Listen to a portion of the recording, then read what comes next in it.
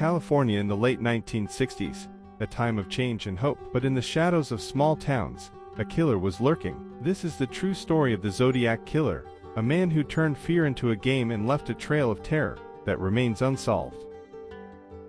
On December the 20th, 1968, two high school sweethearts, David Faraday and Betty Lou Jensen, parked their car on a quiet rural road. It was supposed to be a peaceful night, but in the darkness, someone was watching. Moments later, both were found shot dead, marking the beginning of the Zodiac's reign of terror. On December the 20th, 1968, two high school sweethearts, David Faraday and Betty Lou Jensen, parked their car on a quiet rural road. It was supposed to be a peaceful night, but in the darkness, someone was watching. Moments later, both were found shot dead, marking the beginning of the Zodiac's reign of terror. The Zodiac's letters were not just confessions, they were puzzles. Each letter contained cryptic symbols, challenging the public and police to decode his messages. One of his ciphers, solved by an amateur couple, revealed his chilling words, "I like killing people because it's so much fun." But many of his codes remain unsolved to this day. The police were desperate to catch the Zodiac. Detectives pored over maps, analyzed his letters, and interviewed hundreds of suspects. But the killer seemed to always be one step ahead, mocking their efforts with every new letter.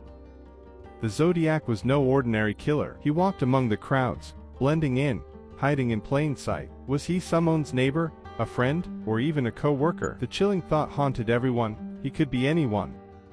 The Zodiac wasn't just targeting individuals, he threatened entire communities. In one of his chilling letters, he claimed he would attack a school bus, sending parents into a frenzy. The fear was no longer confined to dark roads.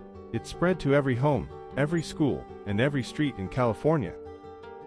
Over the years, many suspects were investigated, but one name stood out: Arthur Lee Allen. He was a troubled man with a history of violence and strange behaviors. Some evidence pointed directly to him, like a Zodiac watch he owned and his presence near the crime scenes. Yet, there was never enough proof to convict him.